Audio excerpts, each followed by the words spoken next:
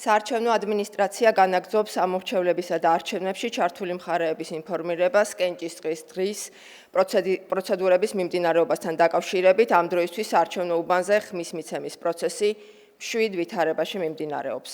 Გაცნობებთ, რომ ამორჩეველთა აქტივობა 10 საათის მდგომარეობით არის 275,948 ამორჩეველი, ყველაზე მაღალი აქტივობა არის რაჭა-ლეჩხუმის რეგიონში.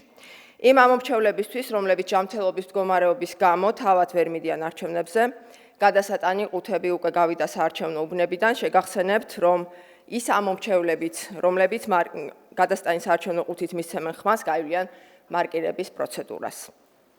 საარჩევნო კანონმდებლობის მიხედვით დღეს კენჭისყრის შენობაში იკრძალება აგიტაცია.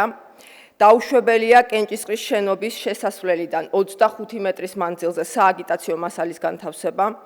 დაუშვებელია აგრეთვე კენჭისყრის დღეს კენჭისყრის შენობაში ან კენჭისყრის შენობიდან 100 მეტრის მანძილზე ამორჩევლის გადაადგილების ფიზიკურად შეფერხება. ასევე დაუშვებელია კენჭისყრის დღეს კენჭისყრის შენობიდან 100 მეტრის მანძილზე ადამიანთა შეკრება და ამორჩეველთა აღრიცხვა. ასევე 20 საათამდე იკრძალება ტელევიზიისა და რადიოს ეთერში წინასაარჩევნო ფასიანი ან დაუფასო რეკლამა, ასევე იკრძალება არჩევნებთან დაკავშირებული საზოგადოებრივი აზრის გამოკითხვის შედეგების გამოქვეყნება. მადლობა